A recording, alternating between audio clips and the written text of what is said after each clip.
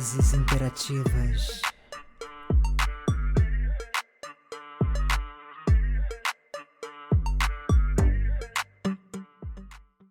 Olá, sejam todos bem-vindos e bem-vindas. Este é o Vozes Interativas, o nosso podcast.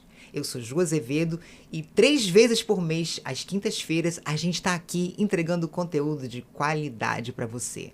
Você já se inscreveu no canal? Se não se inscreveu, se inscreva no canal, dá essa força para esse projeto. A gente está com quase 50 episódios lindíssimos, gente com carreira maravilhosa, muita história de superação, tudo à distância de um clique. E quando você se inscrever, não esquece de clicar no sininho para você ativar as notificações para receber informações de vídeos fresquinhos saindo do forno só para você. E a gente também tem o nosso perfil lá no Instagram. Segue a gente lá, @VozesInterativasPDC. Curte, comenta, indica para os amigos, para os inimigos, para a sogra, para o sogro, para quem você quiser, mas faça parte desse projeto. E se você está chegando agora, a gente aqui no Vozes Interativas Podcast tem uma super parceria com a Casal Monstro Suplementos, que é a melhor loja de suplementos do Rio de Janeiro, ó, disparado. Da minha querida amiga, atleta, musa fitness, não sei se ela vai gostar muito desse título, Ale Grimaldi. Ale, um beijo no seu coração. Lá você vai encontrar uma infinidade de produtos. Preços muito bons, que eu garanto, porque eu também sou cliente da Casal Monstro. E na compra dos seus suplementos, você vai ganhar, sabe o quê? Uma consultoria dada diretamente pela própria Ale Grimaldi. É uma consultoria de respeito. E se você estiver aqui no Rio de Janeiro, ou mora no Rio de Janeiro, eles fazem a entrega no mesmo dia do seu produto. Pois é. Mas se você estiver fora do Rio, não mora no Rio, relaxa, porque a Casal Monstro Suplementos também faz envio para todo o Brasil. A gente vai deixar o link do WhatsApp aqui na descrição do vídeo e também o @ no Instagram. Casal Monstro Suplementos, a melhor loja de suplementos do Rio de Janeiro. Vamos ao nosso convidado do dia?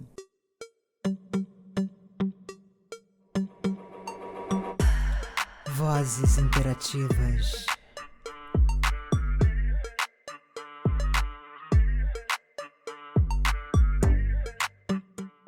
A palavra visagismo vem do francês visage, que significa face.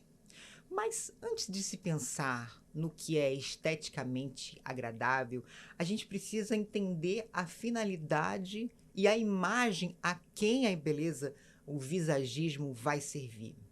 No campo teatral, o visagismo ele resgata as características de um personagem através da imagem pessoal do intérprete.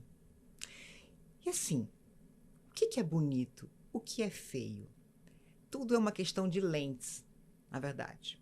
Se você parar para pensar, se a gente enxerga com as lentes da subjetividade, da sensibilidade, com amor à arte, tudo fica tão bonito, não é verdade?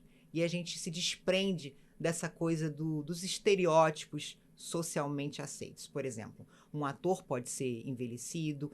Eu, particularmente, que já fui caracterizada de Dona Flávia, com chagas por todo o corpo.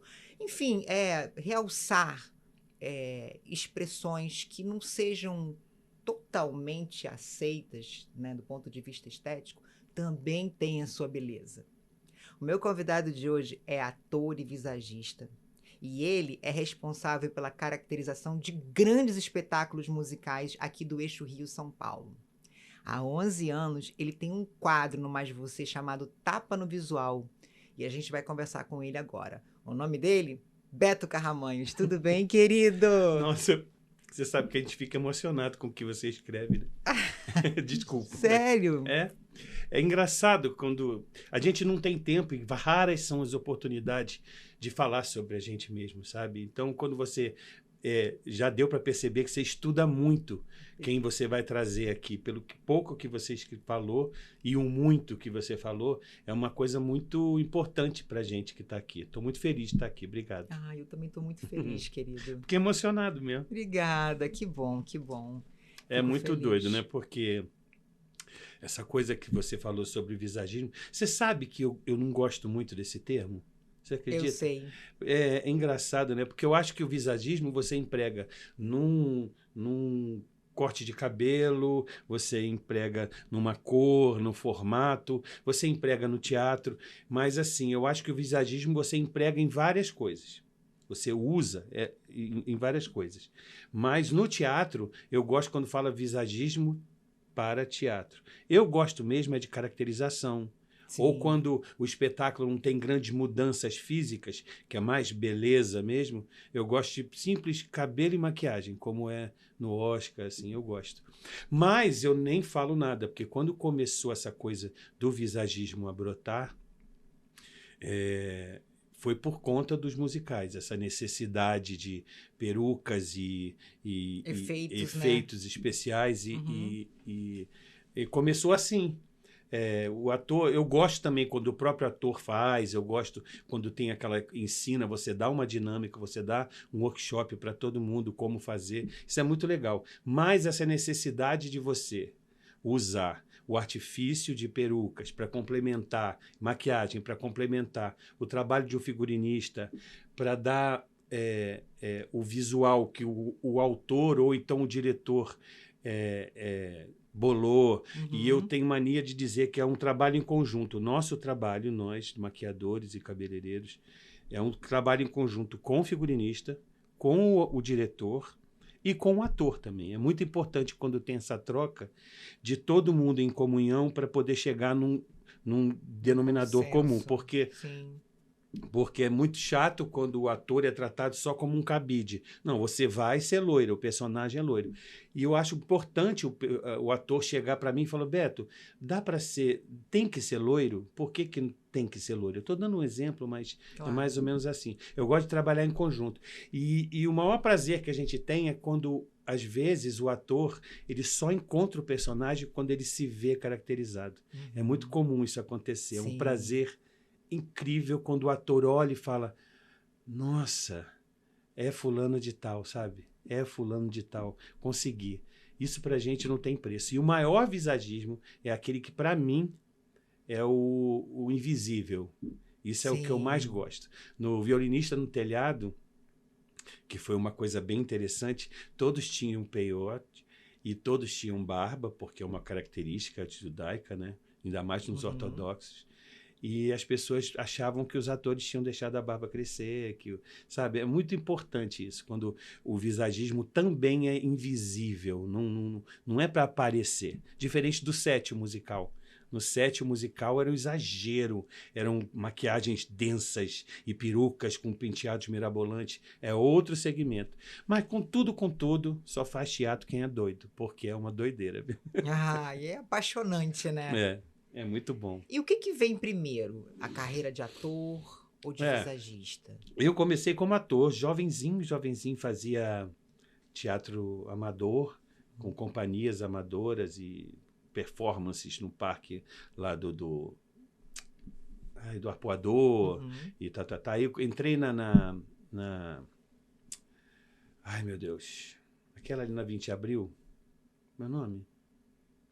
Mas fiquei um mês, Não. porque por contas pessoais eu tive que sair, por problemas pessoais. Uhum. E o ator veio sempre primeiro. Minha primeira formação foi ator. Depois eu fui me encaminhando pelo lado da beleza e o teatro me puxou de volta através do Celso André, da Karen Ascioli, um espetáculo de Tim Rescala, chamado Pianíssimo. A Drica Moraes fazia o Stanley, que saía dentro de um piano. E me Uhum. chamaram para envelhecer uma peruca, porque ela vinha da tumba praticamente. Aham. E aí eu envelheci a peruca e tive a ideia de achar um talco sem cheiro, para não dar alergia no ator. Enchia o figurino dela de talco, quando ela saía, ela se batia e saía aquela fumaça. Aí eu comecei, o bichinho me mordeu. Mordeu ali. Ali. Porque eu falei, eu gostei de resolver pepino, eu gostei de dar, Aham. sabe assim? E aí o Celso André me apresentou o Charles Miller, que ele estava fazendo a Gaivota. Eu cuidei do visual de todo mundo lá Tchekov. da Tchekov e cuidei do visual de todo mundo. E daí já emendei Aliás, você tem uma parceria muito bacana, né, com o Charles. Com o Thiago eu Charles aprendi e o Cláudio, muito, né? aprendi muito. O Cláudio, ele faz mais a parte musical, que eu Uhum. admiro muito, e o Charles faz a parte de diretor mesmo, Direção, é isso, isso. do ator Uhum. e os workshops que ele faz antes da peça, de começar a leitura da peça, Maravilhoso, são né? maravilhosos, assim, uma coisa que ele devia vender, esses workshops, Uhum. porque você aprende tanto, tanto, tanto, e aí sim foi. Aí depois eu fiz As Malvadas, que foi. Teve os Fantásticos antes, depois teve As Malvadas, que aí foi que eu entrei. E era tudo muito artesanal, sabe? O cenário era de Teatro plástico raiz de lixo, saco de lixo, Aham. divinamente bem posicionado, que o Charles é danado. E aí eu falei, gente, eu tenho que trabalhar num musical que tenha camiseta, porque eu já tinha viajado lá para fora, né? Então Aham. eu falei, eu do meu dinheiro mesmo mandei fazer 1000 camisetas, As Malvadas, com a logo e tal. Que Foi um legal, prazer, cara. todo mundo chorou quando chegaram as camisetas. O início de tudo mesmo. E aí foi, um atrás do outro, um atrás do outro. A última vez que eu contei, pelos programas que eu tenho, foram 68. Entre musicais e peças não musicais também, que eu faço também. Eu gosto muito, adoro. O visagismo, ele tem essa conversa, né, com a interpretação, Tem. com a direção, Tem, né? tem assim, é muito. Tem peças teatrais, tem espetáculos teatrais que você tem que ensaiar uma troca, como foi o caso do Gypsy, que a Adriana Garamboni, ela tinha 3/4 de uma música para trocar: peruca, figurino, sapato e maquiagem. Então eu pedi um dia no meio do desespero, porque foi um desespero, para ter um dia só para o ensaio. Então ensaiou na coxia, como se fosse uma coreografia, o lugar dela botar a mão, o lugar dela botar o pé e tal, a hora de abaixar a cabeça, para ela trocar a peruca, trocar a maquiagem, trocar o figurino, trocar o sapato. Foi desesperador. Ou seja, no meio dessa manobra artesanal, tem que ser um pouco cartesiano, né? Tem, total. Senão não funciona, total. né? E acabou que, assim, o Gypsy foi uma coisa... Era a Totia fazendo a Rose, divinamente bem. Maravilhosa. E a Adriana Garamboni arrasava, porque ela saía de uma caipirona, de 2 trancinhas, e entrava uma diva maravilhosa, e por isso que tinha que trocar absolutamente tudo. E foi aonde a gente colocou, ela fazia uma cena de strip, foi onde a gente colocou caixinha de microfone dentro da peruca e não preso na coisa, foi onde eu aprendi. Eu sei que foi tanta coisa nesse espetáculo que no dia do ensaio geral, eu sentei com o diretor na escadinha e falei, dessa vez a gente exagerou.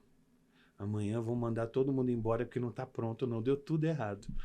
Mas no dia seguinte, foi maravilhoso. Foi uma estreia espetacular, uma temporada lindíssima.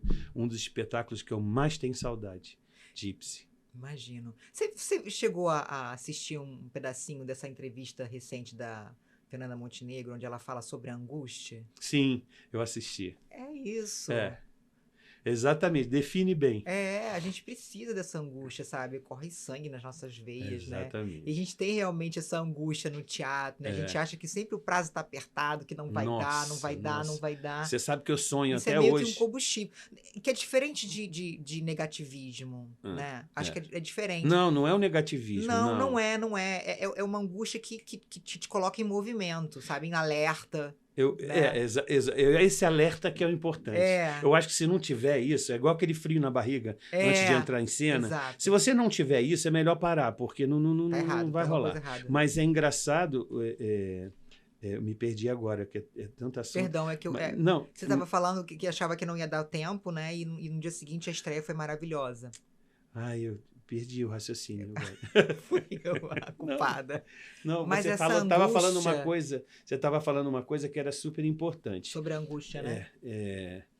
Eu sonho até hoje que uma peruca na determinada cena vai cair.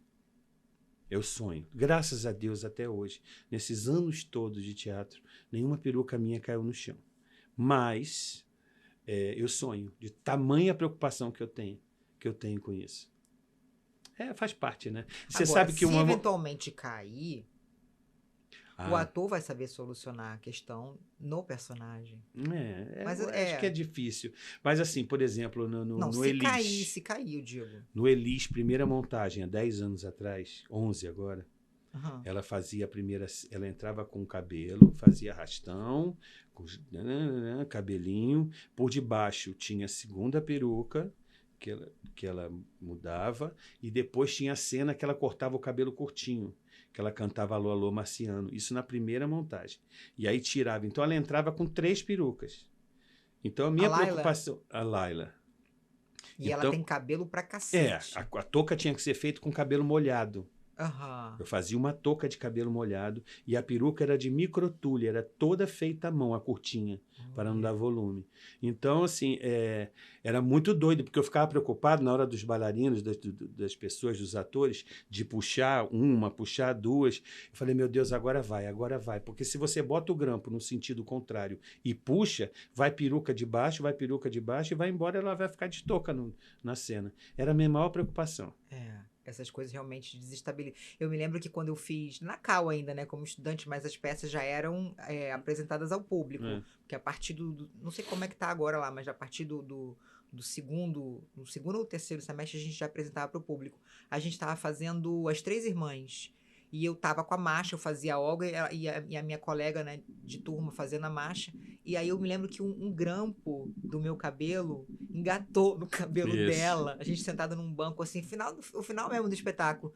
Nossa, assim, pra dar o texto desestabilizada como eu tava, funcionou, mas eu fiquei muito nervosa porque eu não soltava. Pois é, porque a gente que tá assistindo não pensa nisso. Né? Não percebe. Isso é o que eu digo, gente, qualquer coisa, faz cara de paisagem, porque ninguém percebe. Ninguém percebe. A noiva, quando eu estou fazendo noiva, que eu faço noiva também, que ela dá um ataque porque a fitinha do bem casado não veio no tom de verde que ela queria. Eu falei, gente, meu amor, tanta coisa. Você acha que alguém vai perceber que a fitinha do bem casado não está no tom que você quer? Mesma coisa é o grampo. O grampo, se você não coloca numa posição contrária à que a pessoa vai puxar, ou seja, a favor do que a pessoa vai puxar, ela vai engatar. Então, até na hora de colocar um grampinho na cabeça, você tem que pensar para não enganchar. Mas é isso que dá o tesão. É o pepino que me deixa louco. É não dormir que me deixa louco, sabe? Teatro é isso. É angústia, né? Exatamente. E outro orgulho que eu tenho, que é bom falar, que eu adoro falar isso, é que eu lutei muito, pode-se dizer que eu sou um dos precursores de lutar para que a minha categoria de caracterizador, visagista, entrar nos criativos. Isso eu devo à primeira produtora que botou nos criativos, se eu não estou enganado, o meu nome nos criativos foi a Aventura. Isso foi uma luta e é uma luta constante para que o nosso trabalho seja reconhecido como de extrema importância. A gente complementa um figurino, como o figurino complementa o nosso trabalho complementa o figurino. A gente ajuda o ator a se encontrar, a gente ajuda o ator a resolver passagens de tempo, a trocas rápidas. Então, assim, é muito importante que pessoas como eu, que trabalham em teatro, que exijam esse reconhecimento, entende? Então, eu fico muito feliz em falar isso, que pode-se dizer que eu sou um dos precursores. Tem tanta gente que depois eu falo os nomes assim, porque tem tanta gente boa que faz teatro, principalmente porque gosta. Você sabe, né? Sim. Teatro, se você não gosta, ou se você fala, não, isso não é para mim, não é mesmo. Nunca vai ser plano B, nunca. Nunca. É como eu sempre falo aqui, você tem que implementar, às vezes, um plano B para poder colocar o plano A, manter ele sempre ativo. E uma coisa também que é uma luta sua também constante é a inclusão nos prêmios, né? O visagismo. Exatamente. Eu sempre vou lá. O prêmio que não tem... Iluminador, camareira. Eu acho que camareira é fundamental. Aliás, o teatro não se faz sozinho. Aliás, na vida a gente não faz quase nada sozinho, né? Nada.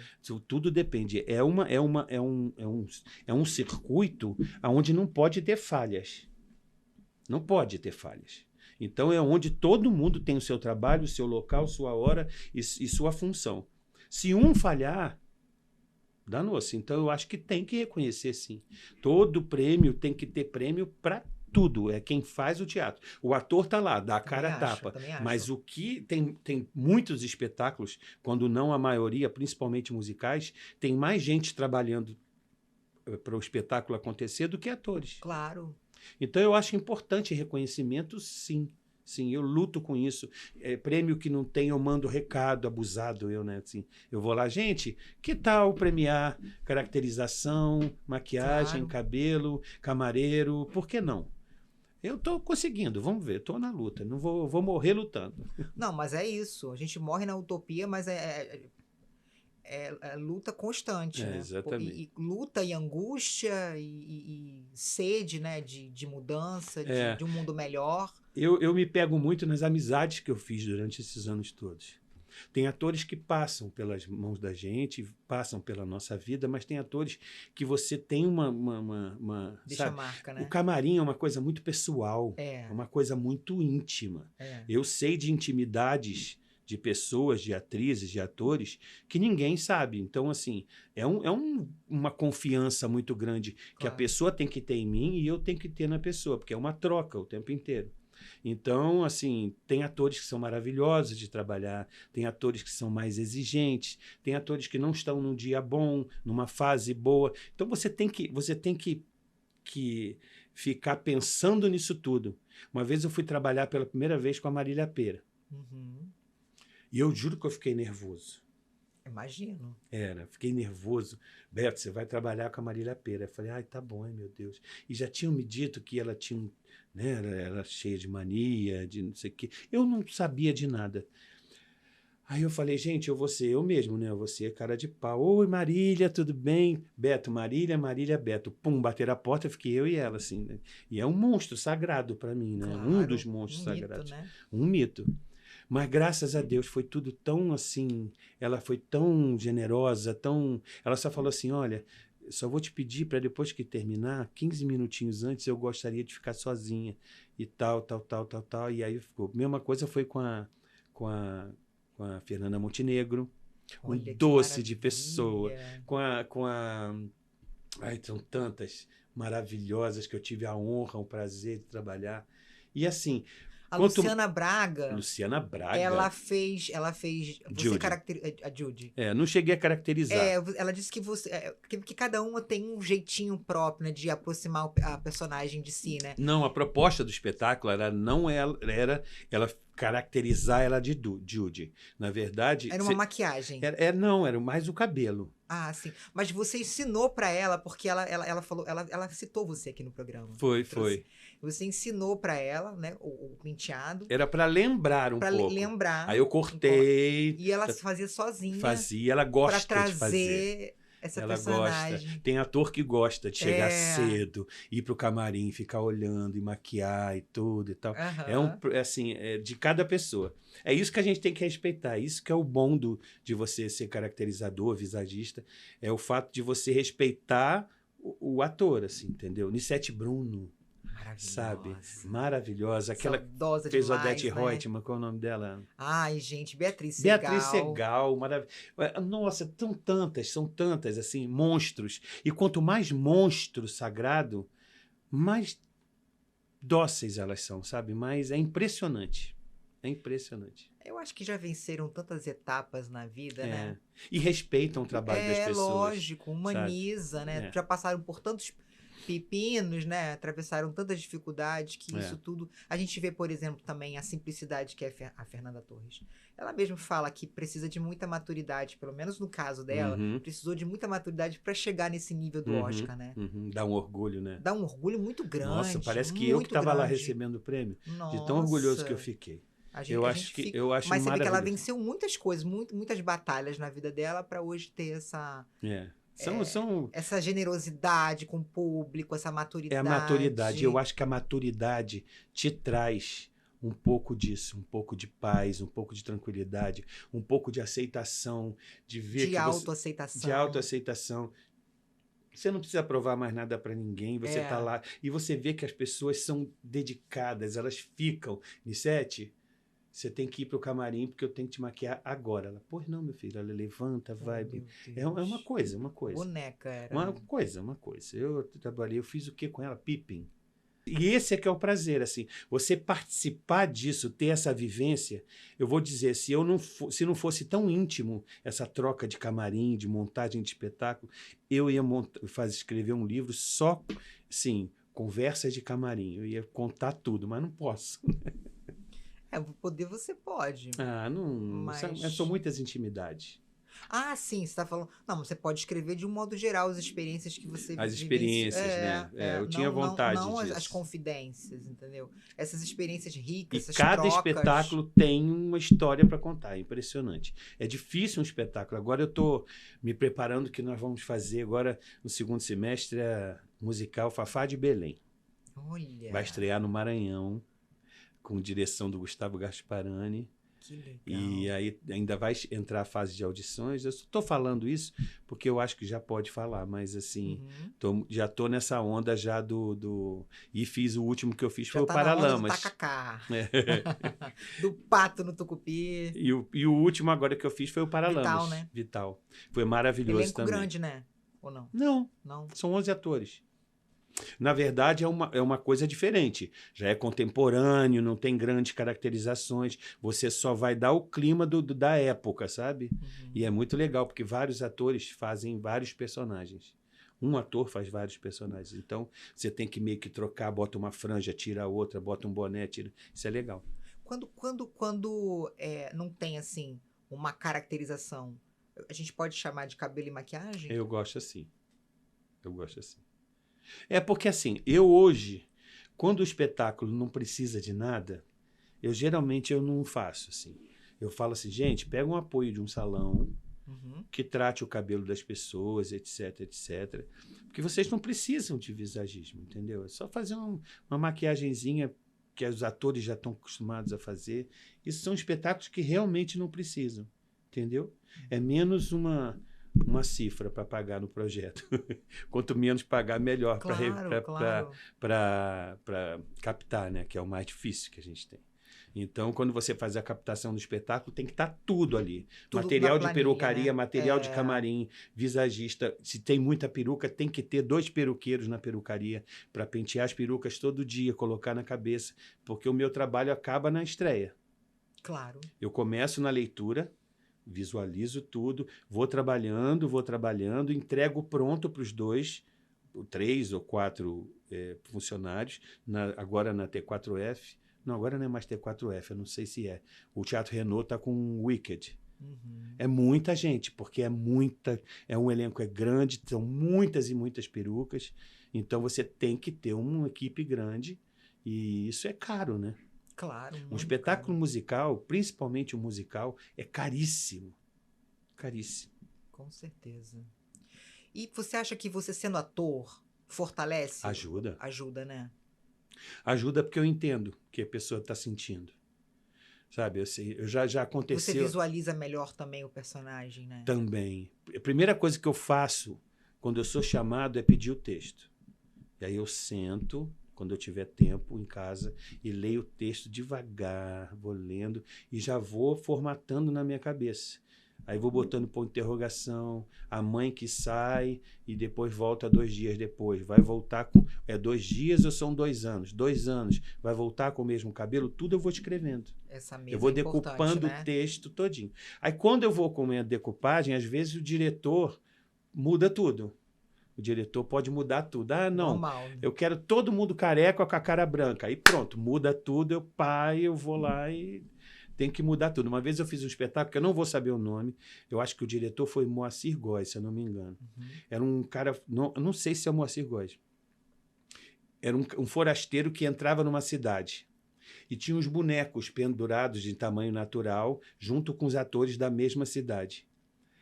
Aí fizeram um ensaio só para mim. Aí eu tive a ideia, falei, gente, assim, vamos descolorir o cabelo de todo mundo e botar vermelho, mas vermelho. Só o forasteiro sem ser cabeça vermelha. E aí a gente compra umas perucas vermelhas e põe nos bonecos para fazer todo mundo de cabelo vermelho na cidade.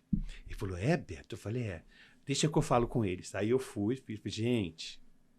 Seria tão lindo se todo mundo descolorisse o cabelo, pintasse de vermelho. E todo mundo descoloriu o cabelo, pintou de Caramba. vermelho. Ficou lindo o espetáculo, lindo. Passava, se eu não me engano, na Rússia. Não sei, era uma cidade na Rússia. Ou num lugar frio. Então, o figurino da Carol Lobato, maravilhosa, que ela é maravilhosa, Carol, botou todo mundo com aquelas roupas de frio, todo mundo de cabelo vermelho. Foi bem legal. Uma entrega, né? É. Eu assisti um trechinho da entrevista no encontro com a... Ai, meu Deus, agora fugiu o nome da atriz. A Pires, Suzana Pires. Suzana Pires. Cara, o cabelo... Ela vai estrear agora, né? Eu nunca trabalhei com ela, acredita? Não. Vai estrear no cinema, né? Cara, a Marieta Severo raspou o cabelo dela. Raspou. Pro filme? Pro filme. Não soube disso. Isso é maravilhoso, né? Isso é maravilhoso. Isso é impressionante. É muita entrega. Isso eu fico muito feliz. Aí é o que ela fala, a vida é agora, é aqui. As pessoas, muitas vezes, falar por mim, muitas vezes eu tô me projetando demais, ou eu tô revisitando demais e esqueço do presente, sabe? A vida é agora, imagina. Você em cena com um monstro como Marieta Severo raspando a sua cabeça. Isso é pra vida toda. É muito né? prazeroso. Mas tem que ter um desprendimento muito grande. É assim, eu acho que todo mundo gira em torno do projeto, né? Tomara que todo mundo tenha tido nesse filme essa entrega, porque é o que acontece. Esse cabelo vermelho que eu fiz, todo mundo fez amarradão. Que legal. Todo mundo amarradaço, assim, descolorindo o cabelo, pintei de vermelho. Mas não era um vermelho ruivo, não. Era vermelho mesmo, assim. Aquela cor fantasia, né? Sei. Então, a cor assim, fantasia. quando todo mundo topou, eu falei, gente, que poder eu tenho, né? Meu Deus. E deu uma característica... Que depois, para voltar, é um pouco difícil, né? Aí corta, pinta, e aí é o depois, né? É o depois. Exatamente, tá vendo? É por isso que ela fala, viveu agora. Depois é o depois. Maravilhoso, maravilhoso. Eu dei muita sorte, eu tenho muitos amigos, assim, a Gótia, que eu acompanho desde que ela começou, eu conheci a Gótia antes de musicais. Aquilo ali é camaleônica, ela, cada mês ela tá de um jeito. Tem a Inês Viana, que tem tanta gente. A Soraya Ravenli, que é minha amiga. Maravilhosa. São atrizes que qualquer proposta que você faça, se for uma coisa séria que vale a pena, elas vão dizer sim na hora. São pessoas que... Tem tantas outras que eu não vou lembrar o nome de todo mundo, então peço até desculpas, porque são tantas... Essas que eu estou falando são minhas amigas, assim, sabe? Sim. Então, você faz amizade e essa confiança é muito boa, assim. Com certeza. É o que me leva. É o teu combustível, né? Eu sou muito de oportunidade, a minha vida é feita de oportunidade. Então, assim, cada oportunidade que vem... Se eu quero fazer, porque eu quero abraçar essa oportunidade, eu vou e faço. Não interessa. Assim foi com a Acredita na Peruca, que eu fiz no Multishow. Eu fazia uma drag muito louca. Me jogaram na Toca dos Leões, porque ali só tinha leão de ator, só cobra criada mesmo, só fera. E me jogaram ali. Pum, faz. E eu agradeço muito a oportunidade. Aprendi muito fazendo aquilo. E foi muito elogiado também. Foi. Mas engraçado, né? No teatro, quando nós gravávamos 3 vezes, 2 vezes. Uma era com câmera fechada, 2 ou 3. Câmera fechada, câmera aberta e com público no final. Era exaustivo. Você saía da gravação final, já levava o texto para o dia seguinte, decorado, para você fazer ensaio de marcação, no outro dia já gravava. Era assim. Era muito doido. Mas no teatro era uma coisa que as pessoas se jogavam no chão de rir. Eu não sei o que aconteceu. Na TV não foi tão assim um sucesso cabuloso, aquela coisa maravilhosa. Mas no teatro a gente saía com uma felicidade tão grande. É que tem uma magia, né? Que é muito particular do teatro, né? Se aquilo que nós fizemos no teatro fosse uma temporada, ia ser um sucesso muito louco, porque as pessoas saíam com dor na barriga de tanto rir. Era muito bom. E eu estava ali, feliz, assim. Então, falando de oportunidade, tudo que é oportunidade eu pego. Às vezes eu entro numa furada, às vezes eu acerto, às vezes eu pego. Mas se você... É dessa forma que eu aprendo, é dessa forma que eu estou sempre em movimento, é dessa forma que eu não me deixo ficar tipo, Beto, você já está com 60 anos, está na hora de ficar em casa um pouco. Não tem tempo para isso. As Tá oportunidades vão novo ainda, diminuindo, tem muita vida pela mas frente. você vai. Um dia você vai chegar lá, você vai ver que as oportunidades elas vão diminuindo. Sim. Essas tais oportunidades que eu estava te falando, com a idade, elas vão meio que diminuindo, aparecem de formas diferentes, sabe? Você começa a perceber que, poxa, não está tão assim como era antigamente. Mas a minha energia é que manda, porque eu acabei de fazer um trabalho agora que foi muito elogiado, foi o show que teve na Avenida Marquês de Sapucaí, em homenagem às mulheres, antes do desfile das campeãs. Uhum. E eu cheguei lá com tudo, pá, tá, fiz, aconteci, fiz, botei, tal, não sei o quê.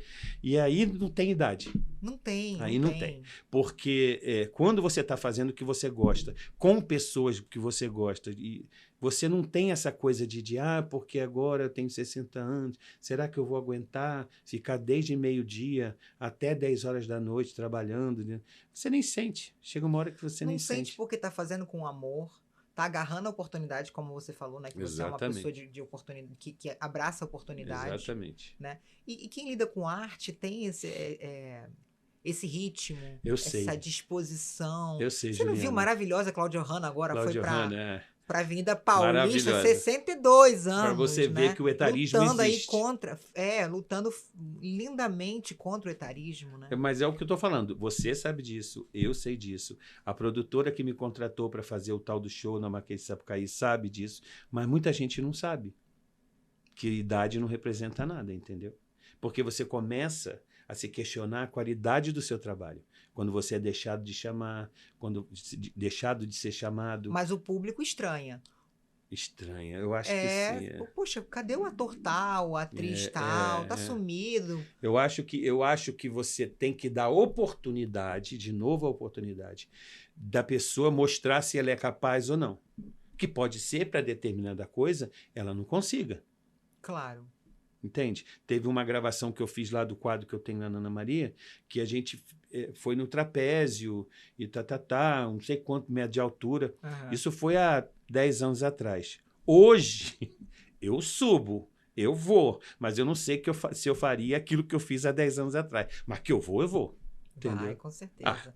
Tem também uma questão que envolve o physique de rôle, né? Isso, mas enfim, eu acho que como a arte ela recria a vida, né, o cotidiano, né, das pessoas, tem que ter todas as faixas etárias, né, tem que ter tem que ter todos os estereótipos. Não pode ser. Eu também, assim, eu gosto muito de citar exemplos porque eu assisto muita coisa. Eu gosto muito também do discurso da Mariana Xavier, né?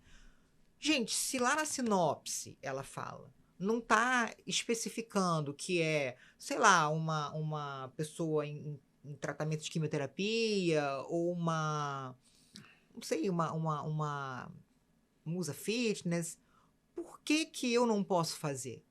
Porque tô acima do peso? O que que é estar acima do peso, sabe? Eu também, de certa forma, já sofri algum tipo de discriminação, porque eu gosto de treinar, tenho um corpo mais malhado, né? Já fiz teste de elenco que produtor de elenco virou pra mim e falou assim, cuidado com esse braço, né? Olha, esse braço muito malhado, de repente esconde mais no teste. Por que esconder? E por que eu tenho que estar sempre sendo direcionada para papéis como a vilã, ou a delegada, ou a personal training? Por quê? Eu não posso fazer outros papéis eu acredito se não que tem uma especificação nacional. Sabe, a gente é colocado em caixinhas. Sim. E eu acho que a arte é tão mais ampla do que tudo isso, né?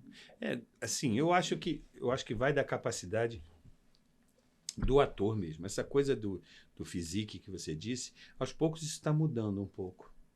Eu acho que vai mudar um pouco. Assim só você fazer a delegada e tal. Assim porque eu sou mais a favor do que eu faço. Assim, quando me chamam para fazer alguma coisa, se eu sei que eu não sou capaz de imprimir aquilo, porque é uma questão de capacidade minha, né? Eu falo, não, obrigado, essa eu não posso fazer. Também tem isso, né? Tem. Eu acho que E tem também a você questão de faixa etária, né? Você não pode fazer, de repente, o papel de um filho né? exatamente, né? De uma pessoa que Não tem mais ou fica menos coerente. a sua idade, né? Não fica coerente, É. exatamente. Eu acho que tudo é uma questão de adequação, assim. E você também tem que. Eu acho que. Eu converso muito com alguns atores aqui que trabalham também o seu psicológico para isso, né? Porque, Isso. tipo, ó, eu já fiz a filha, hoje eu faço a mãe, daqui a Uhum. pouco eu vou fazer a A avó. avó. Mas tem que trabalhar a cabeça para isso. Exatamente. E não é fácil. Você vê, Envelhecer Paola não é Oliveira fácil. agora vai fazer mãe de um musa maravilhosa, vai fazer mãe de um garoto, um ator que deve ter o quê? Uns 20 anos? Mas a Paola Oliveira, ela tem idade para ter um filho. Ela teria um filho de 20 anos Ela não tem na vida real. 42? Ela tem 42? Tem 42. Então, ela teria Mas um ela filho já com fez a 22. filha, ela já fez a filha, agora ela já faz a mãe, né? Tudo De bem. um jovem. Então, também tem que ter um pouco essa Mas aí é aceitação, que tá, você entende? Ela, adequação. na vida real, ela poderia ter um filho de 22, você entende? Poderia, exato. Isso é legal. Porque também não pode ser uma coisa louca, né? Claro. Eu acho que tem aí a tal da adequação que eu falei. Eu acho que tem que ter um. Ela poderia, de Adequação e também da aceitação, né? verdade. É. Do intérprete, Mas a Paola né? não tá nem muito aí, né? Não digo nem ela, mas assim, tem algumas pessoas que têm né, algumas questões. E aí é terapia. Tem que trabalhar na terapia, não é não? Tem que trabalhar na terapia porque os anos. A vida passa para todo mundo vai envelhecendo, né? Mas é a forma como a gente vai lidando com isso que vai fazer a diferença. Porque se você olhar como menos um dia na sua vida, realmente você vai definhando. Agora, se você vê assim, tipo, pô, como sorte, como a Cláudia Hanna fala, pô, que sorte! Eu cheguei aos 62 anos cheia de saúde, né? É. Porque a única alternativa que não teria seria a morte. Então, tá viva, tá com saúde. Eu acho que, Eu acho que seus parâmetros vão mudando também, eu acho que né? o mais importante é você se mexer. Fazer qualquer coisa. Fazer o que gosta, O né? que, assim, você tem que se mexer.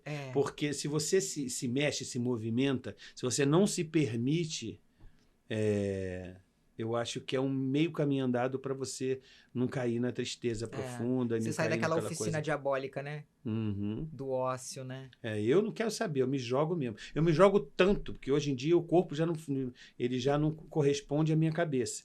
Principalmente quando eu tomo umas cervejinhas, eu acho que eu tenho 20 anos. Aí eu vou até o chão, sambo a madrugada inteira. Maravilhoso. Só que no dia seguinte, meu amor, é CTI praticamente. Né? Ah. É verdade, porque o corpo já não é a mesma coisa.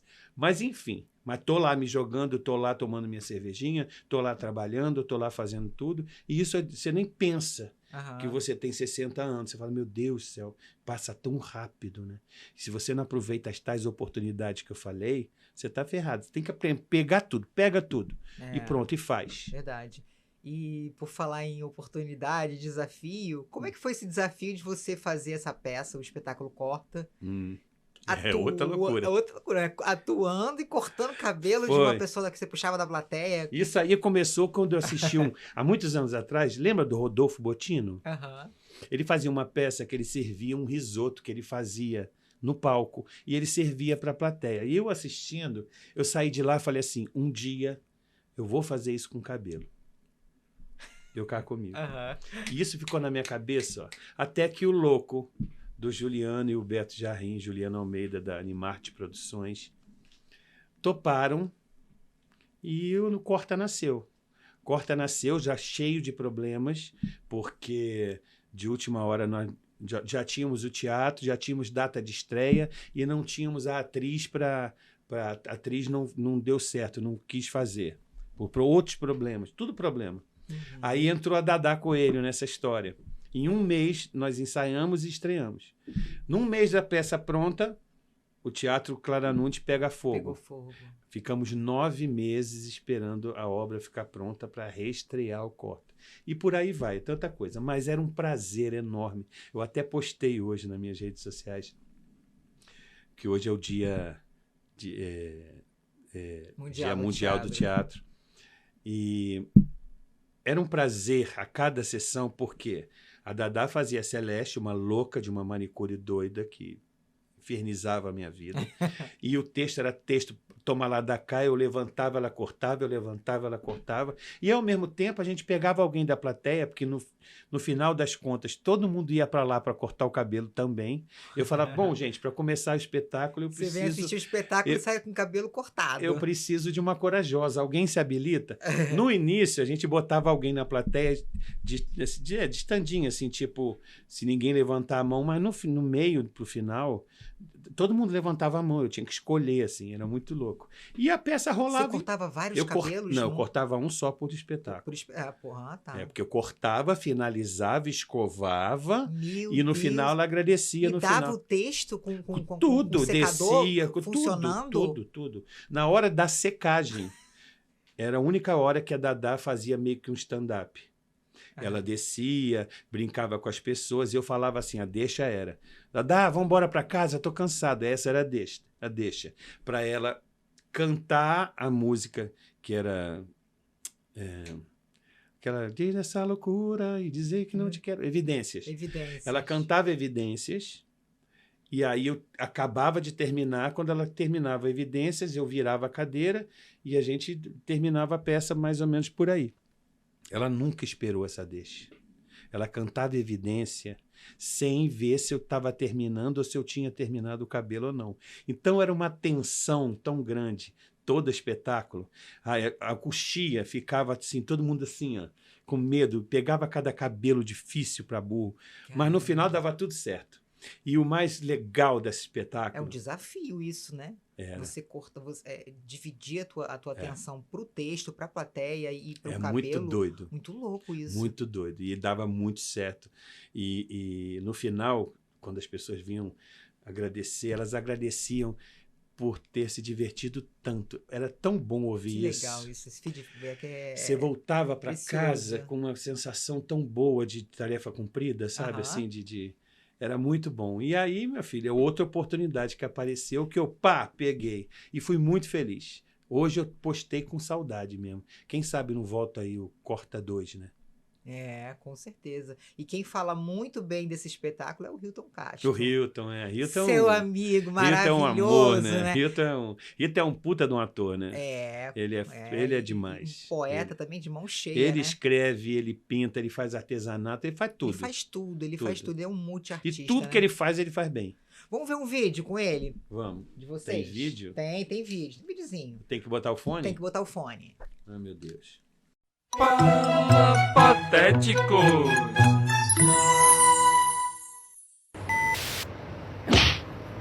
Hilton. Oi? O que você tá fazendo, hein? Dando um tapa no visual. Gente, conta pra mim essa experiência. Coisas de Hilton. Coisas de Hilton. Ele tava no meio da pandemia. Pandemia, a gente não tinha nada pra fazer. Vamos criar, né? Eu Vamos fazer louco arte. dentro de casa. E aí começamos a fazer vídeo de Palapatéticos. O nome é ele, o texto é dele, tudo, as ideias são dele, tudo é dele. O roteiro dele, sempre Tudo dele. Eu só ia na onda e ficava me divertindo, porque eu me divertia mais do que qualquer coisa, que a gente dava gargalhadas no meio da pandemia.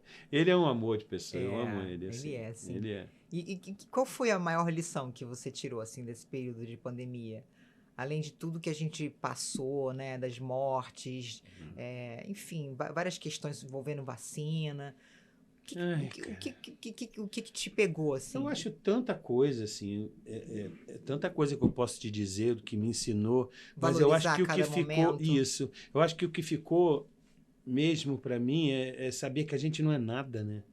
A gente não é nada, as pessoas com o nariz em pé, sabe? Eu acho que a gente não é, foi vencido por um lance invisível que você não via, um vilão invisível mundial, porque era o mundo inteiro. Então, eu nunca pensei na minha vida que eu ia passar por uma coisa dessas.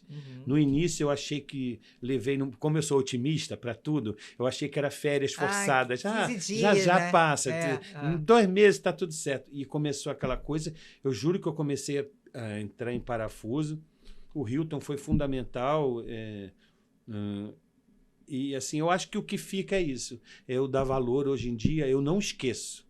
Porque a sensação que eu tenho é que as pessoas meio que esqueceram essa fase ruim, péssima que nós tivemos. Eu também acho. Mas eu tenho essa não impressão. esqueço. Volta e meia, quando eu estou para baixo e tudo, eu penso, eu estou para baixo por quê? E naquela época que eu estava muito ruim. Eu não aguentava mais ver filme, ver série, eu não aguentava mais... Desculpa, inventar coisa para fazer. Eu não aguentava mais falar a palavra live na minha vida. Era a palavra da época. Nossa, né? sim. Mas querendo Mas ou não foi querendo. o que salvou a gente. Querendo né? ou não querendo. A arte salvou. A arte salva sempre, né? Exatamente. A arte, eu acho também que as amizades, né? Eu assim, também tive várias lições. Eu sei que eu não sou a entrevistada aqui, mas acho que uma coisa que me pegou muito é que eu não sou muito da assiduidade presencial nas amizades, entende? Eu não tô sempre colado nos meus amigos, mas eu me senti tão envolvida, porque eu fiz peça de teatro, eu escrevi, eu senti tão acalentada por muitas pessoas e ao mesmo tempo elas não estavam ali, que eu realmente tive essa constatação, que a gente não precisa estar sempre com a pessoa para provar que é amigo, sabe como é que é? Não. Mas eu sabia que tinha gente ali para me dar um apoio, se eu precisasse num momento de tristeza, entende o que eu tô falando? Porque tem gente que acha que a amizade é assiduidade, que se vê sempre, entendeu? Eu tenho amigos, o próprio Hilton, agora eu não vejo o Hilton desde o início de fevereiro. Vai para lá, vem para cá, Hilton gravou não sei o quê, foi para São Paulo agora, voltou, eu não sei o quê, vou viajar agora dia 15, e aí a gente não assim, eu acho que quanto mais passa o tempo, mais você sabe que você tem com quem contar. Mas isso não pode ser o importante. É importante e ao mesmo tempo não é. A presença física não é condição sine qua non. E você tem que se bastar também. Exato. Eu acho que você tem que se bastar. Isso também foi uma lição na pandemia. Isso Você não tem banheira, enche banheiro de luz de velas e vai tomar banho de chuveiro com luz de velas, abre uma garrafa de vinho para você. Eu fiz muitas coisas assim. Não estava sozinho, porque eu sou casado, então eu tive a sorte de ter alguém que a gente inventava coisas. Mas eu fazia isso. Eu me dava ao luxo de abrir aquela garrafa de vinho especial só para mim. E eu acho que todo mundo tem que fazer isso, independente de pandemia ou não, todo mundo tem que fazer isso. E eu acho que esse momento de escassez cria na gente uma energia, assim, de querer fazer acontecer, de ter criatividade, inventividade, sabe? Agora, eu vou fazer alguma coisa, eu vou arrastar aqui os móveis e vou fazer meu treino aqui na sala, eu vou criar uma peça de teatro e bolar uma ideia bacana. Aí eu fiz, me lembro que eu fiz uma leitura dramatizada pelo Zoom, e aí eu dirigia a leitura. Legal. Era um texto Nelson, escrevi também essa dramaturgia que eu te falei antes. Foi na pandemia. Foi na pandemia. Mas aí, respondendo a tua pergunta, mais do que nunca, agora você me perguntou qual foi a maior lição, eu acho que agora eu cheguei a uma palavra, chama-se paciência. Paciência. Eu sempre fui uma pessoa muito imediatista. Muito sem paciência, queria as coisas para agora, eu quero isso. Então, a paciência, juntando a pandemia com um pouco da maturidade, eu sou hoje em dia mais paciente. Eu acho que eu aprendi. Então, teve um saldo positivo, Teve. Né? Como tudo na vida, né? Teve. Eu acho que eu só fico chateado quando eu vejo que algumas pessoas não lembram, não tiraram nada disso, nenhum aprendizado. Sim. Não aproveitaram a oportunidade. A oportunidade, né? O desafio, né? De crescer também com esse momento tão doloroso, adverso que foi a pandemia, né? É verdade. E essa experiência de 11 anos no programa Mais Você, Tapa no Visual, esse quadro. Foi outra coisa que você vê que eu tinha uma menina que trabalhava lá, uma produtora, que vivia me convidando para outros realities. E eu falava, não posso me ausentar por muito tempo. Eu cuidava da minha mãe, né? E minha mãe me tomava o tempo inteiro. Como é que eu vou me ausentar? Enfim. Até que chegou um dia que ela falou, Beto, dessa vez você não vai dizer não, porque é tua cara. E aí eu fiz o Jogo de Panelas. que é um quadro, que é um reality, que lá é de separado, reality e quadro. É um reality do Mais Você. Não sei se você já viu que são 5 pessoas que fazem jantares temáticos, e elege o campeão. E aí fiz, foi maravilhoso, foi uma semana que eu tenho uma saudade louca daquele... Eu amo aquele reality. E pronto, passou. Fui campeão, ganhei o coisa, também eu me dediquei, fiz tudo, me diverti, esqueci que tinha câmera, aprontei, né, o que você podia imaginar. Acho que ali foi minha válvula de escape com tudo que eu estava passando com a minha mãe. Passou. Um tempinho depois, e aí me liga o Máriozinho Rocha, que era o diretor do Jogo de Panelas na época, que foi uma das pessoas responsáveis. Beto, você se interessa de fazer um quadro no Mais Você? Assim, assim, assim, assim. Falei, eu acho que me interessa. A oportunidade batendo na porta, claro, eu falei, quero, né? Claro. Vou lá. E aí me ligou a diretora, que me ensinou muita coisa, minha amiga pessoal até hoje, que é a Tatiana Brantes, e aí ela falou, é isso, existia o Tapa no Visual, mas agora vai se chamar Você Mais Poderosa, que era patrocinada por uma empresa de beleza. Ela comprou a ideia do quadro e ela ia dirigir. Aí eu fui, com a cara e com a coragem. E qual que é o segredo desse quadro tão longevo? Eu acho que você eleva a autoestima das pessoas, você transforma um pouco a vida das pessoas. Eu já tive relatos de transformações muito importantes. Você mexe com a pessoa por dentro, sabe? Eu acho que é aí que está sabe? No momento Beto, eu começo a perceber, conforme eu convivo com a pessoa, quais são os reais problemas dela, sabe? Então, eu tiro essa angústia para fora e ela começa a se entender um pouco mais. Daí eu sempre falo que a terapia é uma coisa muito importante, claro, devia ser obrigatório na vida de todo mundo, igual malhar, assim. Então, eu tenho essa coisa meio...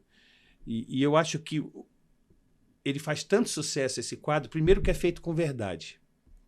Esse quadro começou com 4 pessoas, eram uma maquiadora, um cabeleireiro, uma pessoa de moda, que é a Dani, e eu, que fazia a costura de tudo, que era meio o palhacinho da história, que fazia todo mundo rir e tal. E agora sou só eu estou sozinho no quadro. Foi saindo, agora eu sou sozinho. Cada quadro você convida um especialista de alguma área para fazer alguma coisa, mas é isso que eu estou te falando. Eu acho que esse quadro só existe até hoje porque ele é verdadeiro, tudo ali é de verdade, eu não tenho quase roteiro. Segundo, que mexe com a autoestima, você tira a pessoa às vezes do fundo do poço, sabe? Eu sou meio que a mola, o trampolim que ela dá o impulso e volta. E eu acho que isso, as pessoas se veem muito ali. Quem está assistindo se enxerga ali. Às vezes se enxerga até demais. Eu já tive coisas de... Eu estar almoçando no restaurante e a menina vem, joga um pedaço de papel em cima de mim. E eu, ei, vem cá e tal. Aí ela veio se tremendo toda. Aí ela... eu me emociono porque... Que legal. Foi muito verdadeiro isso. Aí ela chegou para mim e me deu o relato que ela, assistindo eu conversar com uma menina, ela levantou e foi à procura de um trabalho. E hoje ela é mestre de obras, super conceituada, e ela escreveu um agradecimento para mim no saco do cimento. Caramba, que coisa linda. Eu tenho esse saco de cimento até hoje. Então, assim... Eu faço esse quadro até hoje e vou fazer até quando der, ou até quando eu achar que eu tô feliz fazendo.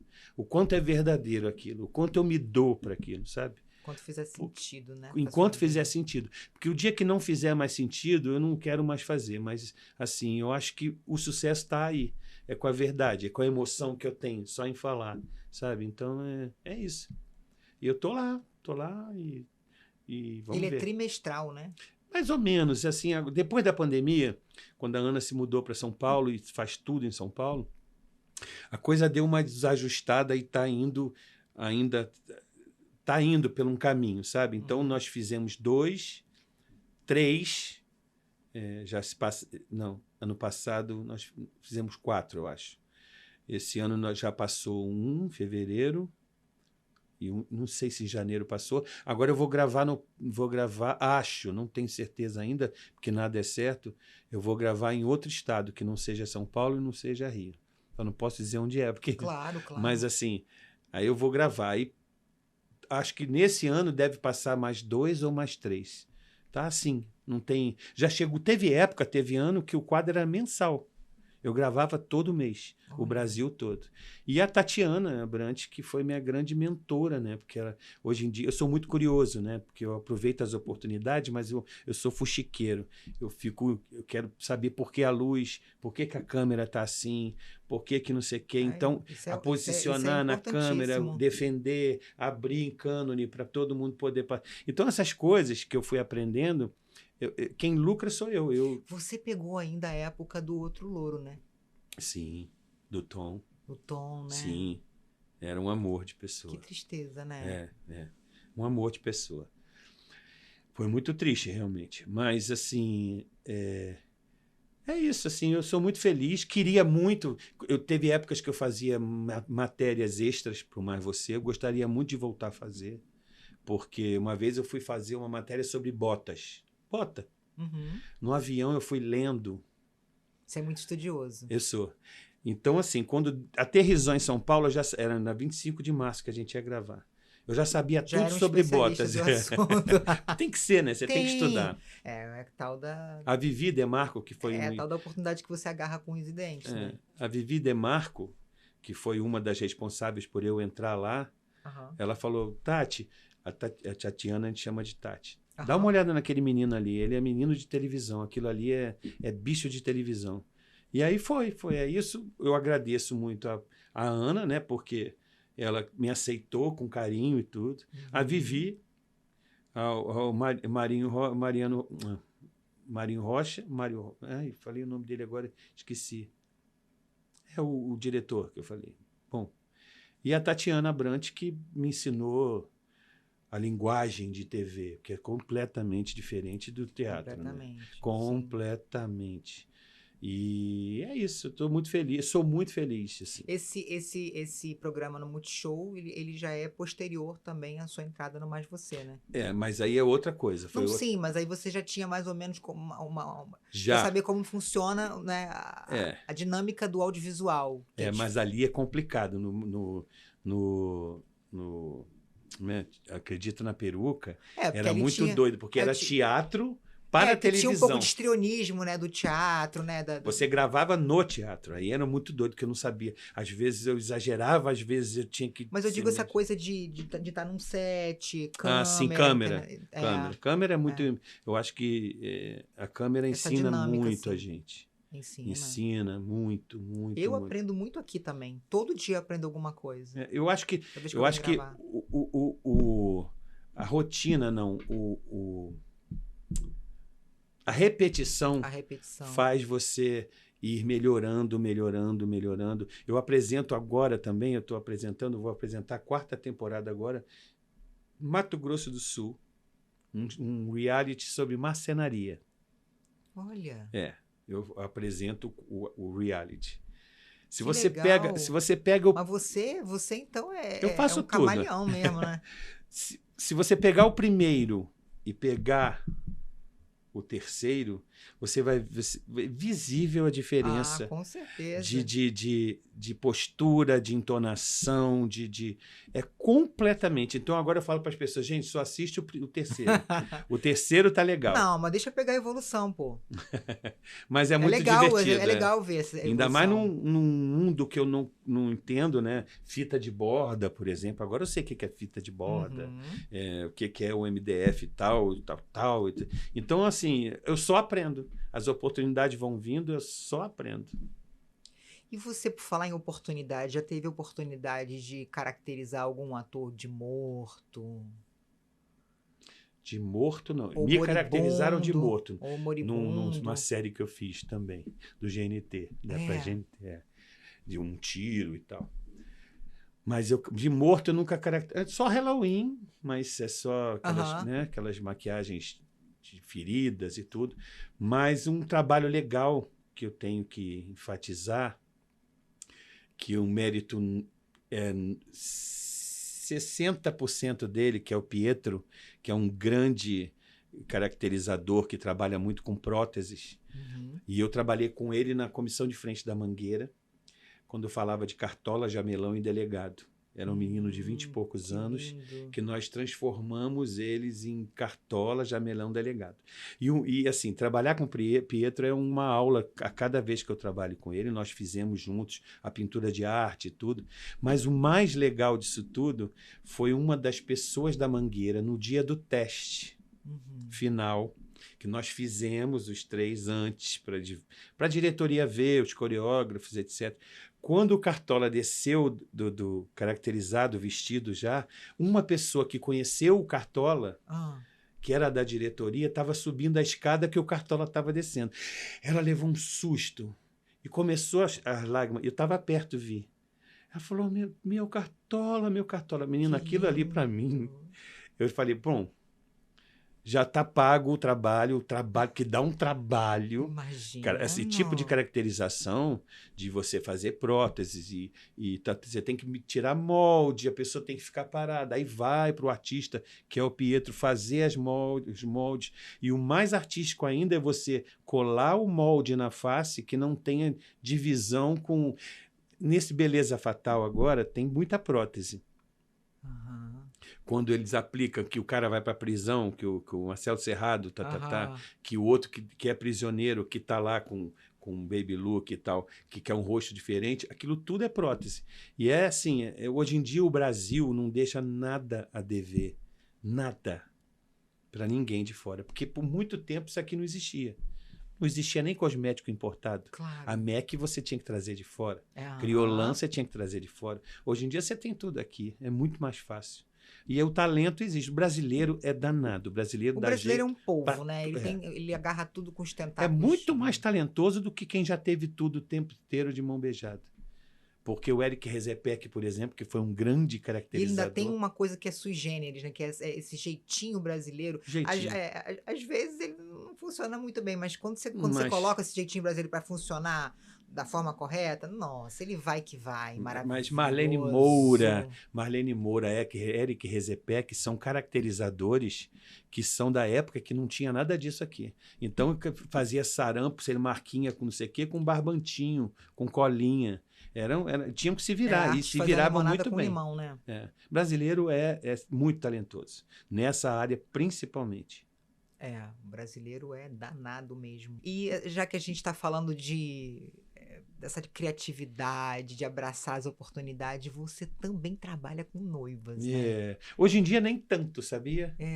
Como é trabalhar com esse momento tão especial, tão mágico na vida de uma noiva? Cara, eu sempre, quando eu ia fazer noiva, quando eu vou fazer noiva, eu sempre falo isso, assim, eu tenho que dar o meu máximo, porque além de ser uma das datas mais importantes na vida da mulher, ela espera o teu melhor, né? Ela quer ficar linda, mais bonita, e ela quer tudo, então você não pode ir, você tem que ir com tudo. E eu já tenho a honra de já ter participado do dia mais importante da vida de muitas mulheres assim, porque teve uma época que para ter final de semana, eu tinha que pedir, pelo amor de Deus, 2 anos antes, porque era uma procura, porque antigamente tinha uma panelinha no Rio de Janeiro que faziam todas as noivas, de 6, 7, 8 maquiadores.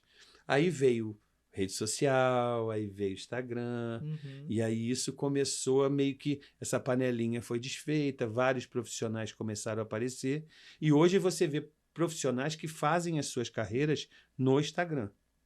Então, foi bom por um lado, porque deu oportunidade para muita gente trabalhar, e ao mesmo tempo você corre o risco de pegar gente boa, responsável, e gente não tão boa assim, né? Já teve casos de eu salvar noivas que o maquiador esqueceu. Não foi no dia. Já teve dias que eu já salvei muita noiva, assim, eu tenho isso no currículo. Mas eu acho que você tem que ter responsabilidade, você tem que chegar na hora, você não pode marcar mais nada nesse dia, a não ser aquilo que você está fazendo. Eu acho que você tem que se dedicar muito. Mas não é fácil também, né? Porque é uma maquiagem que, ao mesmo tempo, tem que ser uma maquiagem beleza, mas você tem que deixá-la o mais natural possível. Tem noiva que é exagerada, tem noiva que é naturalista, tem noiva que é minimalista, tem noiva que... Bom, tem noiva de tudo quanto é jeito. Mas o mais importante é você conhecer ela um pouquinho antes. Não chegar lá de cara e conhecer. Ah, você que é a noiva. Isso nunca dá certo. Eu acho que você tem que conhecer pelo menos um pouquinho da personalidade. Mas isso é a sua forma, né, de a trabalho. minha forma. Que eu acho que é o certo, né? Mas... porque você pega a energia da pessoa, a alma da pessoa, numa conversa né? você já sabe. X da pessoa, né? Você pergunta como ela quer. Você é muito dedicado em tudo que eu faço. Em tudo que você faz, e você coloca a tua alma, assim, isso, sabe, nas coisas. Faço mesmo. A gente percebe isso, assim, estudando a tua carreira e conversando com você, isso fica mais visível, sabe? Isso é muito legal. Eu gosto, eu sou muito Caxias, sabe, assim, com horário, com responsabilidade. Eu acho que é o mínimo. Mas é isso, assim, hoje em dia eu não faço tantas quanto eu fazia antigamente. Desde 2017 a coisa foi diminuindo, mas continuo fazendo de vez em quando. Porque também você faz muito trabalho no teatro, né? Não, e a coisa da TV também, as pessoas acham que a gente faz TV, que é primeiro que a gente está rico. E segundo, que a gente é caríssimo. Então, eu já teve relatos assim de eu escutada de outras pessoas. Liga para o Beto e tal.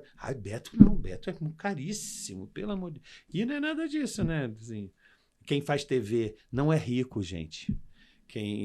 Exatamente. Eu não vou mudar nunca a minha essência. Paga boleto. Faz tudo. Assim. Eu não sou contratado, eu ganho. Cada vez que eu faço o quadro, eu ganho um cachê. É isso. Então, a vida continua. E continuo com o mesmo gás, a mesma coisa. Eu faço o meu melhor. Mas quando a coisa começou a diminuir, que veio eu comecei a ficar preocupado. Aí eu comecei a pesquisar com outros profissionais. Fotógrafo, cerimonialista, estilista, decoração. Eu conheço muita gente nessa área, né? E muita gente me conhece. E era geral.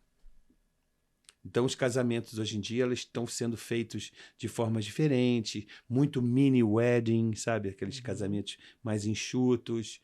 Tem muito profissional bom por aí. Eu tenho uma prima nesse ramo.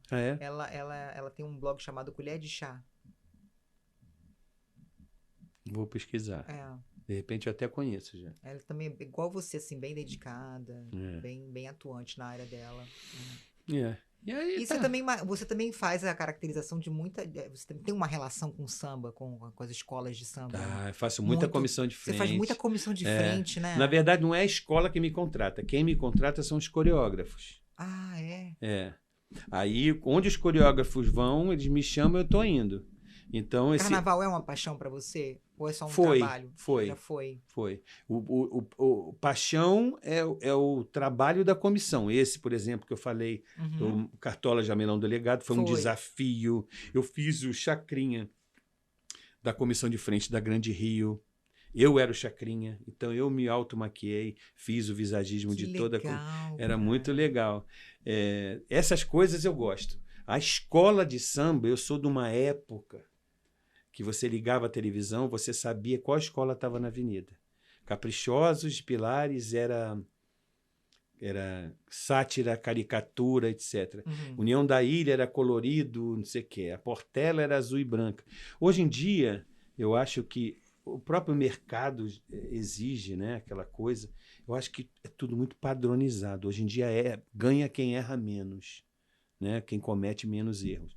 Não acho isso errado, não sou contra, só não tenho essa paixão que eu tinha. Eu tenho paixão pelo trabalho numa comissão de frente, por um trabalho numa ala, por uma concepção. Sabe o que eu queria? Que existisse numa escola de samba alguém para dar um acabamento geral, sabe? Falta muito isso na escola. Tipo, o carnavalesco cria, não sei o que, mas no final das contas, né? Olha, tira isso, põe isso, essa fita não tá boa, vamos trocar. Faltava uma pessoa assim, sabe? Eu gostaria muito de fazer isso. Por que você não propõe? Não sei. Não criei essa possibilidade, mas eu acho que falta muito. Até porque, para evitar, por exemplo, teve uma escola de samba que ano retrasado, se eu não me engano, no carro alegórico tinha uma garrafa de Veja. Que isso? Veja. Como é que nem viram uma garrafa de Veja? Estou dando um exemplo, entendeu? Então, é assim, eu acho que falta, sabe? Tipo, teve Um verniz, né? eu assisti esse ano na Avenida, eu estava lá, assisti uma das escolas, tinha um carro alegórico com composições. Composições são aquelas fantasias um pouco mais luxuosas que compõem o carro, não é destaque de luxo. Pessoas que não evoluíam, ficava, sabe? Aí, o que é um acabamento? Quem vai nesse carro? Chama aqui, tal hora, tal dia, sobe no carro, bota o samba. Se a pessoa não souber ela evoluir, olha, querido, você não dá para desfilar aí, vamos desfilar em outro lugar, bota alguém mais animado, entendeu? Esse tipo de acabamento que eu acho que falta. Mas já fui muito apaixonado, tá? Eu já fiz assistência de coreografia, já fui monitor, já fiz de tudo na escola de samba. Imagino. Mas hoje em dia não. Não, né? Não. Mas ainda tem essa relação com as comissões, Tenho. né? Adoro comissão de frente. Adoro. É um desafio, né? Você outro estuda, desafio, você vai né? ler, você vai ler sobre o enredo. Tudo que dá trabalho para ler, para pesquisar, procurar imagem e e faz teste, é isso, não é isso? É o que eu gosto. Eu gosto dessa coisa de estudar, de tudo que dá trabalho. É o que dá mais tesão, né? Teve um carro do Barroco, que era do Paulo Barros, que era todo mundo como se fosse... Sabe aqueles bonequinhos de barro que os artesãos fazem no Nordeste? Sei. A roupa era toda assim, meio telha. E aí eu desenvolvi uma pele, que eles usavam um óculos, mas eu desenvolvi uma pele que tivesse a mesma textura da roupa. E você é autodidata? Aí eu fui para a legal, sala de casa, botei todo o material que eu achava que seria possível e comecei a misturar e anotava. Não deu certo, misturava, anotava a fórmula, até que eu cheguei numa pele que fosse da mesma textura da roupa. Que legal. É isso que eu gosto. Você gosta de estudar, né? De fazer as experiências, eu gosto né? Tudo que é difícil. É o desafio, né? Legal. E para a gente finalizar esse primeiro quadro, eu queria te fazer uma pergunta, assim, que eu acho que é importante, né? Essa coisa da essência, da nossa beleza interior. O filme Shrek, para mim, é um grande exemplo disso, né? Aquela figura grotesca, aquela figura que não está encaixada. Você acaba se apaixonando. Não é? Nessa construção, não se encaixa nessa construção social do estereótipo da beleza, mas que mostra pra gente que o bonito mesmo, o belo mesmo, é o que a gente tem por dentro, né? O visagismo, ele visa trazer também à tona essa beleza que a gente tem por dentro, que não adianta a gente se caracterizar, se embelezar por fora se a gente não tiver uma essência verdadeira, uma essência, sabe, bonita por dentro. Essa é uma pergunta meio difícil, assim, porque o visagismo, quando ele é empregado no corte de cabelo, ele vai analisar se seu rosto é quadrado, se vai ornar com uma franja, se precisa ter alguma coisa aqui, por um ângulo tal, se é oval, se é quadrado, etc. É uma coisa mais estética. Isso é uma coisa estética. Mas não tem como você fazer uma coisa estética numa pessoa sem você conversar com ela antes. Nessa conversa, você vai entender o motivo pelo qual a pessoa te procurou. Estou falando isso num visagismo tradicional, tá? O que fica bem em você, qual é a cor, etc., paleta de cores, etc. Mas tem um motivo também. Isso é o mais importante. Porque às vezes você se separou, quer mudar o visual. Às vezes você perdeu o pai e a mãe, você quer mudar o visual. Sair de um fundo do poço. Às vezes você quer conquistar alguém, e aí você acha que é através do cabelo. Tem uma série de fatores que vão... Ou simplesmente você quer mudar. Mas aí entra o visagismo. Você entende o que eu estou falando?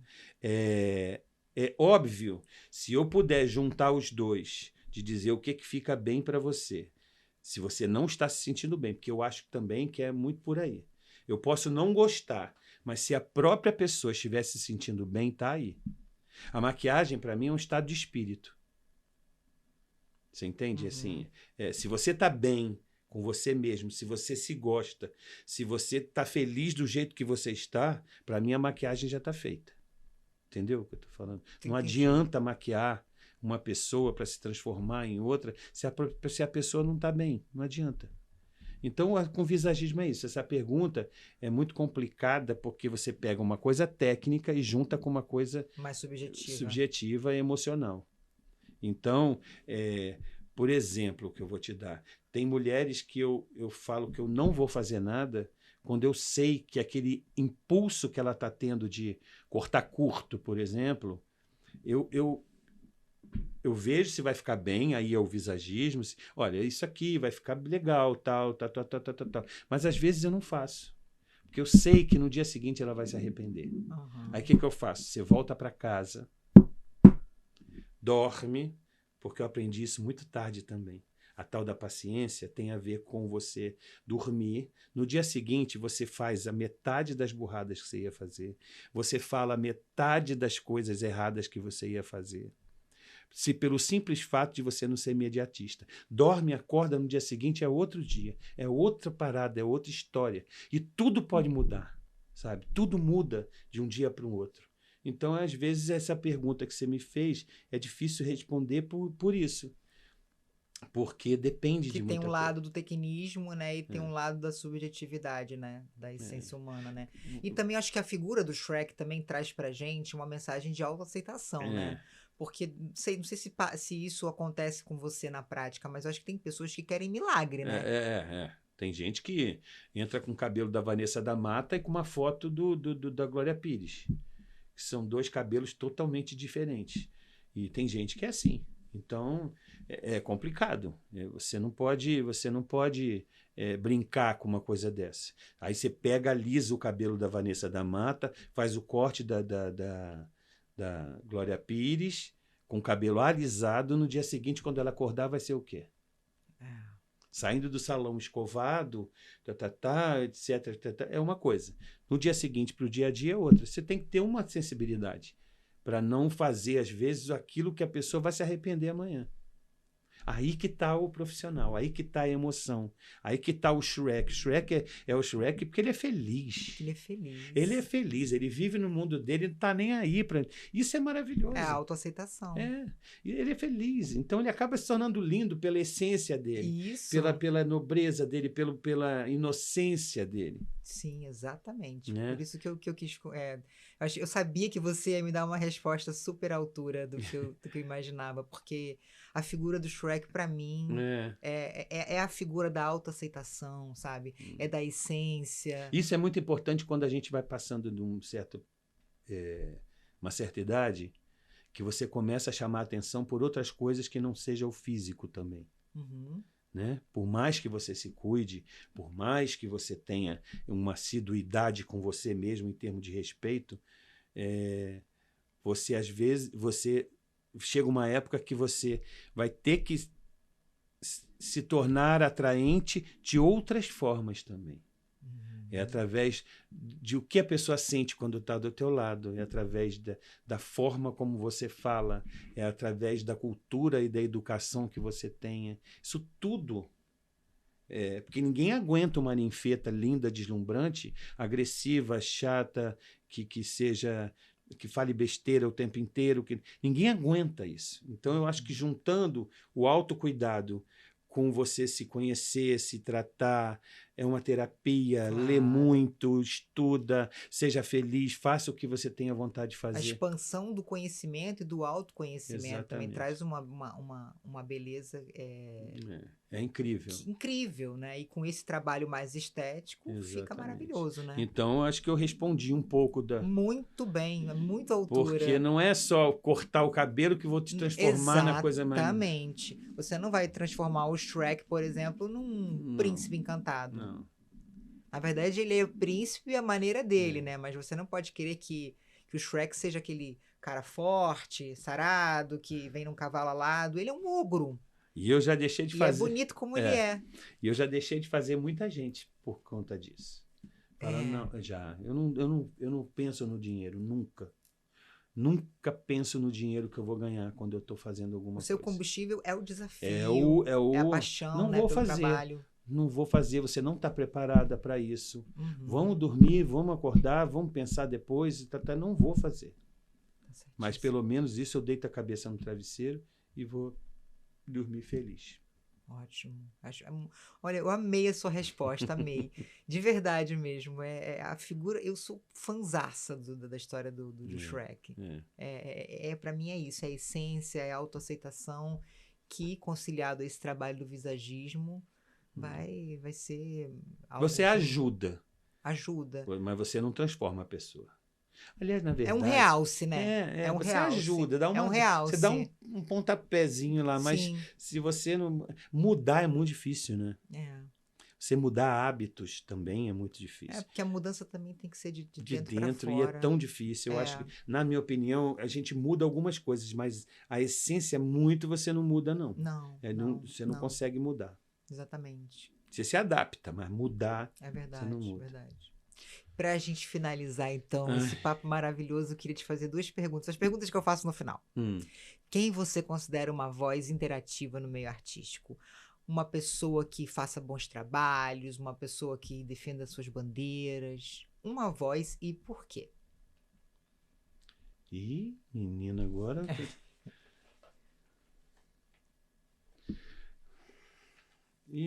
São muitas. Quem vem à sua mente agora? Eu vou falar uma que tá... Eu tenho várias pessoas para te dizer.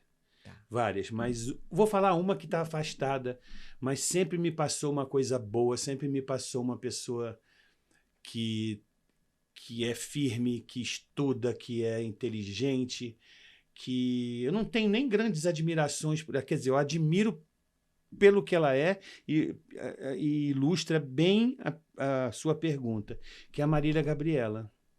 Maravilhosa. Marília Gabriela, ela junta a veia artística com a mensagem que ela quer passar. Ela mesma passa por várias coisas e sempre com tanta elegância, sempre com tanta inteligência, sem ser deslumbrada. Me veio ela na cabeça. Tem várias pessoas que eu poderia falar aqui. Tem várias que eu admiro, que carregam uma legião de pessoas e que leva por um lado bom, mas o Jô Soares também era assim. Jô Soares, ele tinha esse lado dele de intelectual, mas eu falei Marília Gabriela porque foi o que veio na minha frente. Maravilha. Amei a sua escolha. E amei você ter vindo aqui. Muito eu que agradeço. Obrigada pela sua participação. Você sabe muito que bom, passa né? um filme na cabeça da gente, né? A gente revisita lugares que a gente não... Me emocionei, adorei. Que coisa boa, eu fico feliz. Eu queria agradecer por esse presente tão delicado. Olha, gente, eu ganhei uma orquídea. Que coisa delicada, que coisa sensível. Muito obrigada mesmo. Amei. Eu agradeço muito. Obrigada, viu, pela sua participação. Obrigado. E a gente vai ficando por aqui. Um beijo no coração de cada um de vocês. Muita arte e até semana que vem. Tchau.